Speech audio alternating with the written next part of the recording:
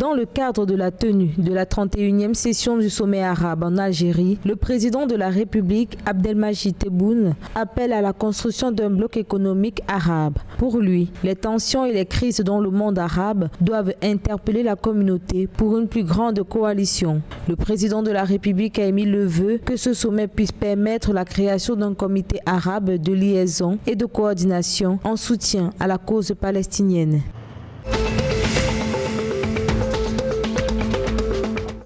Entre janvier et juin 2022, les échanges commerciaux entre l'Égypte et les pays arabes ont augmenté de 19,2%, passant de 12,1 milliards de dollars en 2021 à 14,4 milliards de dollars en 2022. Cette hausse s'explique par une belle performance en 2021 des exportations, essentiellement portées par les produits chimiques, les matériaux de construction, les industries alimentaires. La valeur des importations égyptiennes en provenance des pays arabes a augmenté pour atteindre 8,5 milliards de dollars au cours du premier semestre 2022 contre 6,6 milliards de dollars au cours de la même période en 2021.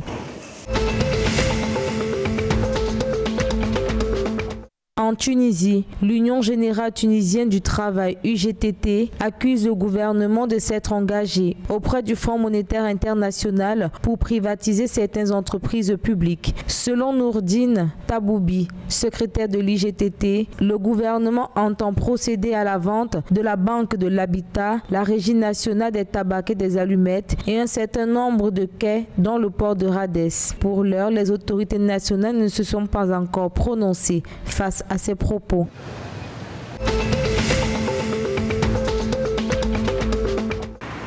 D'ici 2030, le Royaume du Maroc entend reprendre l'activité touristique en passant à 26 millions de touristes. Pour ce faire, le gouvernement mobilise de nouveaux moyens dans le cadre du projet de loi de finances 2023. Le budget prévisionnel alloué au département du tourisme se chiffre à plus de 691,1 millions de dirhams en 2023 et le budget prévisionnel consacré à l'investissement dans le tourisme s'établit à plus de 628,56 millions de dirhams. Doubler le nombre de touristes passera aussi par l'accélération des mesures portant sur le marketing et la promotion touristique.